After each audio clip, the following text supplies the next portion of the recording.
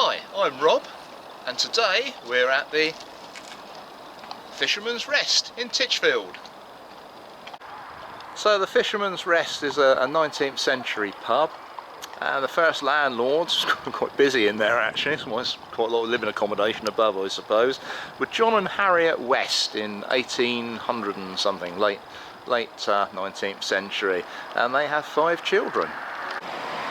Today it's run by the Brewery Green King, and so a lovely garden out the back, and the River Meon is just down the dip there.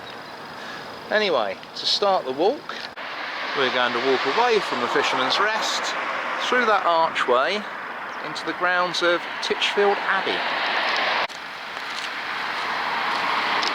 So here we go, here's Titchfield Abbey. It was built in 1222 for an order of canons, basically. They were the Premonstratensian canons, although I remember them as white canons, much easier for their white robes.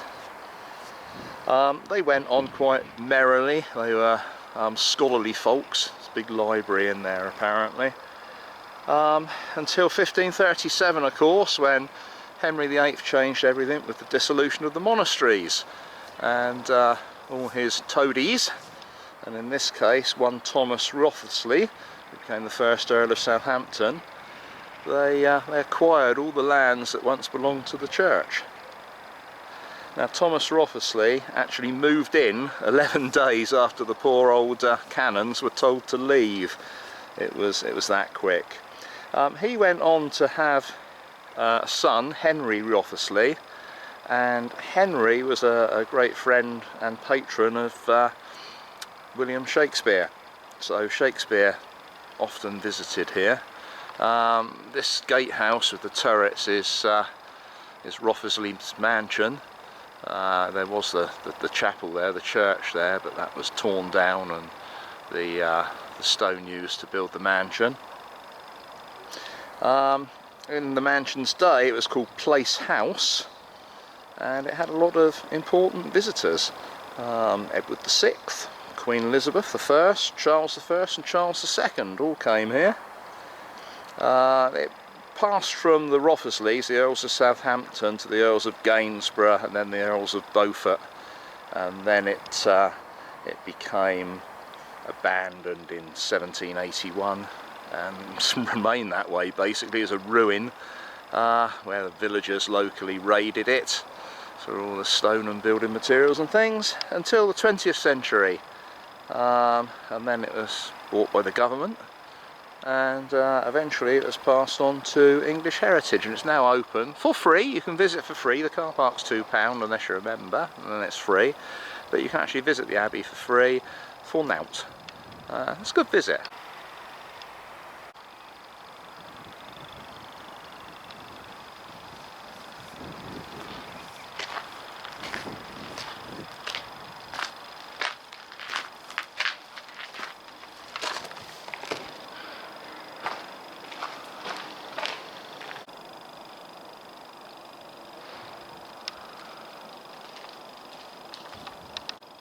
I don't know who's coming down the chimney, but it's not Father Christmas.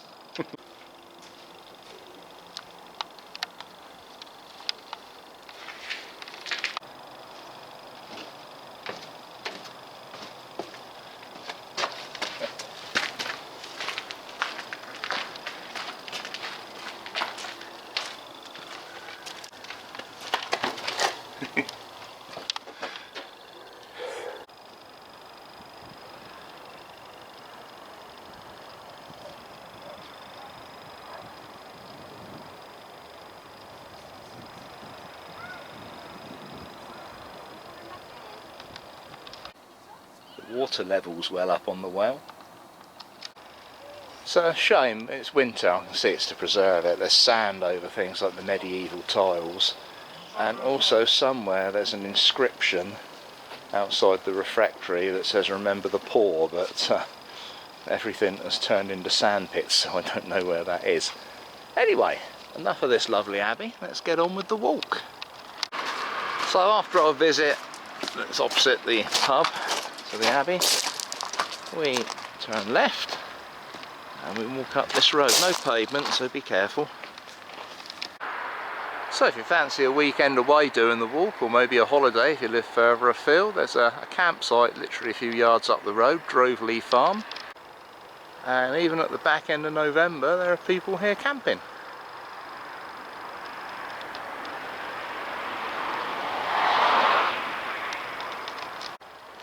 Quite nice, sort of handy for everything, but out in the countryside.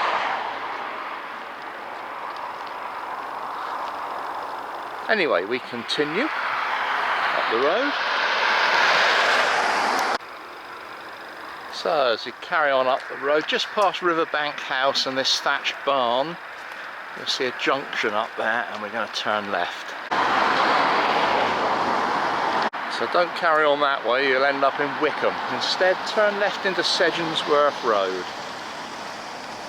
Now interesting, if you see a house like that that's tiled or got slate on the outside walls, it's usually because they're single skinned and the slate is to waterproof them. So that's the horrible road bit over. See a sign pointing down towards Carrow Row Farm. So we're going to cross the road here and follow the footpath.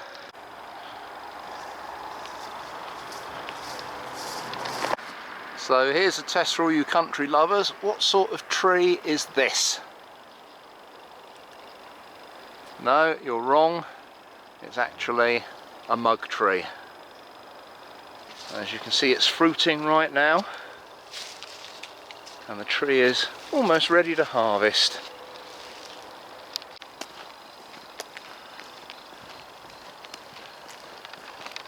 So at the end of the track there's a car park for the fishermen and private garden, but we go presumably this way. Yep, it looks okay on my OS maps. So either side of the path there's a string of fish ponds. Now in the times of the Abbey, they used to run for a mile. A string of fish ponds running for a mile, and there are over 100,000 carp, tench, bream and pike in them. I'm guessing there's still a few fish in there today because there's fishermen here enjoying their sport. So don't go straight on, that is a permissive path which would lead you in generally the right direction, so you wouldn't go far wrong if you did, but our route actually takes us left over this stile.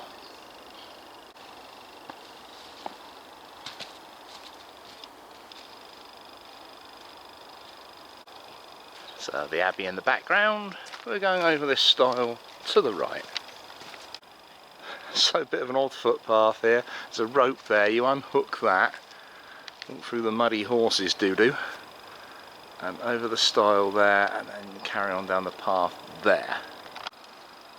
So I don't think this little stable likes the idea much that there's a thousands-a-year-old right of way through there. The stiles are very poorly maintained, rickety, high, awkward to use. You walk through a load of horse crap to get to here, and now we're walking through the horse field, which is churned up as it would be. You know, you would think a landowner would maintain a footpath through their land a bit better than this. And here we've got another stile which is way too high. You've got to be the blinking BFG to get over that one. So let's see how we go. This is all the remains of the Abbey, and what was the Abbey grounds.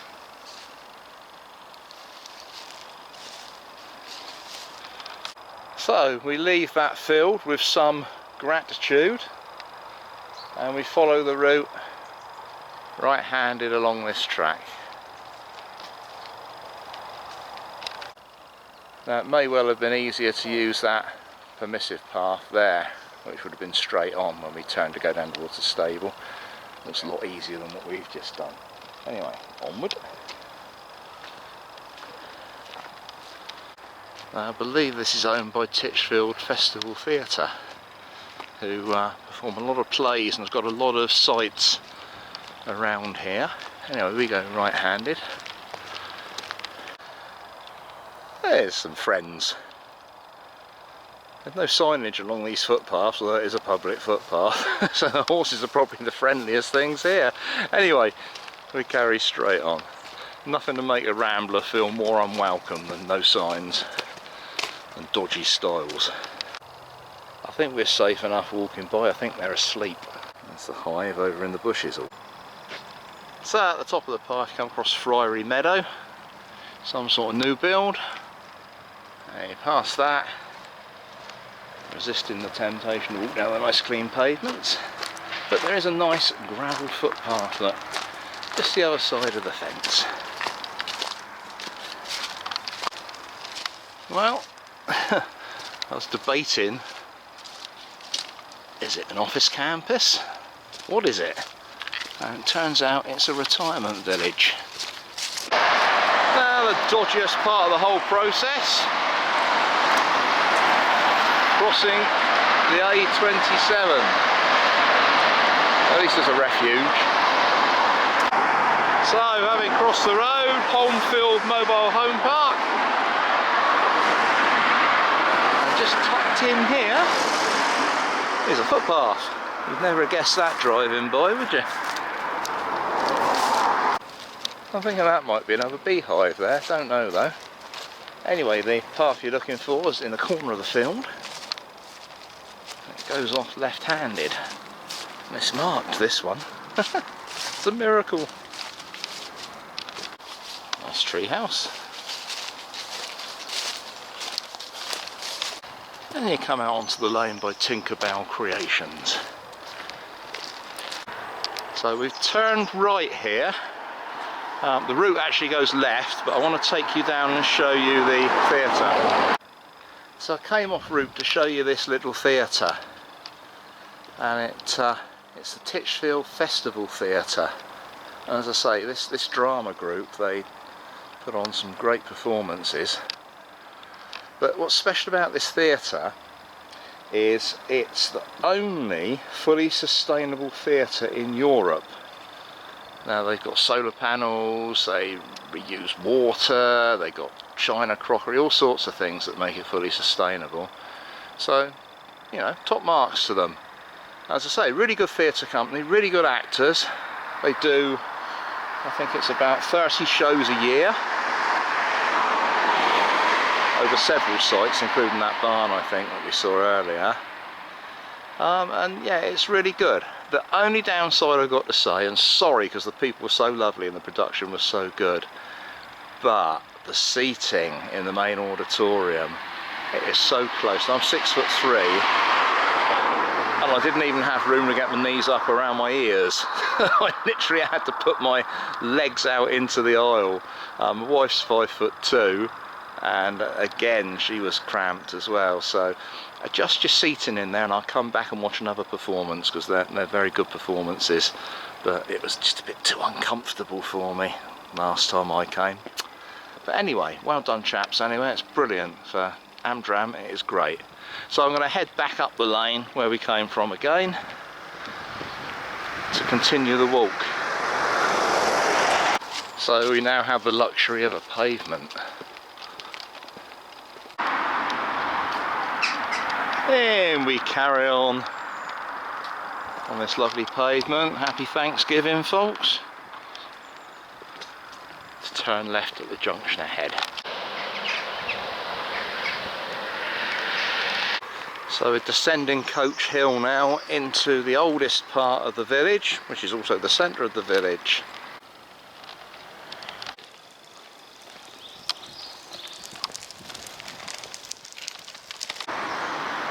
So come down Coach Hill, we don't continue along Bridge Street, actually go this way, just into the village centre.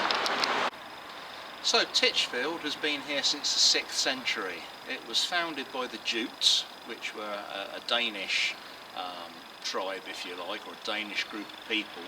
And the particular group of people that founded Titchfield, they were known as the Mianwara tribe. And they inhabited a a lot of the Meon Valley. The old English name for Titchfield was Ticken, and that means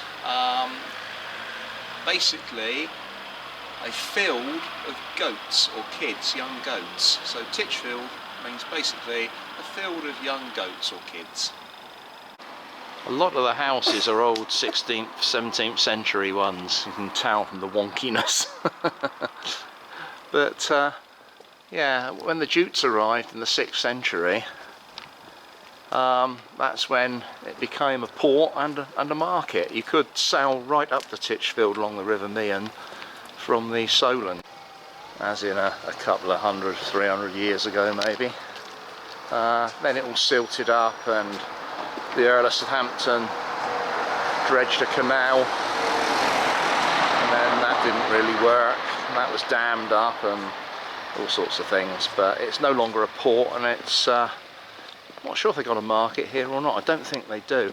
Their old medieval market hall, that was demolished in the, well, it wasn't demolished in the 70s as such, it was taken apart in the 70s, and you can see it now. It's in the Weald Downland Museum over in Singleton in Sussex. So they no longer have their medieval market hall, it's over the border in Sussex. It's a charming old village, lots of independent shops.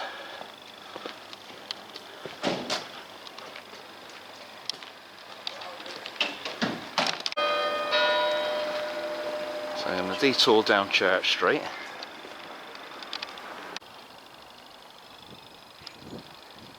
So this is St Peter's Church.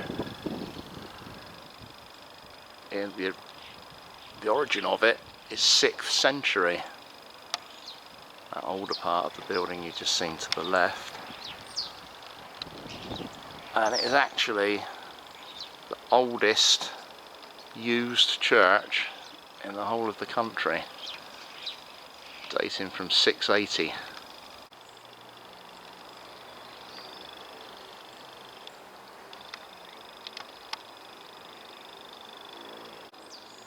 An abundance of yew trees again. Oh, and they've got some very dippy branches, these ones as well. I suppose they would have if they've been here since 680, some of them. Now this one in particular looks to be a good example of my story that I have to tell every single time I visit a church. So, Christians revere these as a sign of death and resurrection, and I think what's happened here, because they're sort of clumped together, I think there must have been an old yew tree in the middle, and the dipping boughs have then sprouted to turn into several yew trees in a ring. Let's have a look, see if there's anything that... So it goes off sideways over to here.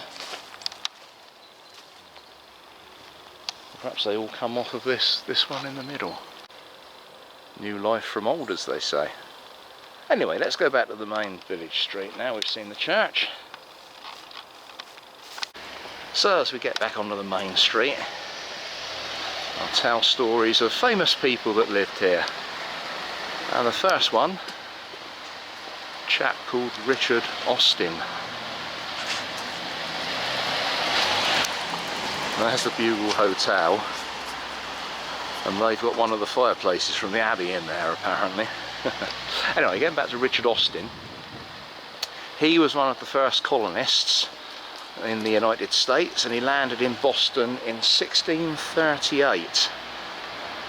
Now, from small acorns giant oaks grow, because his great grandson was Stephen Austin.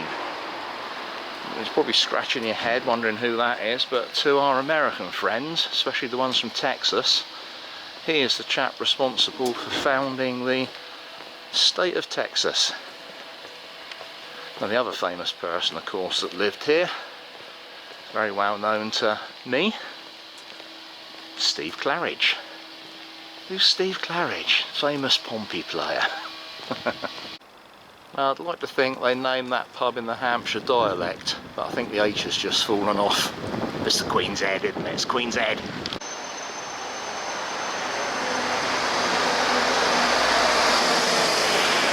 at the end of the High Street, we carry straight on past the old lodge, up this alley arrangement.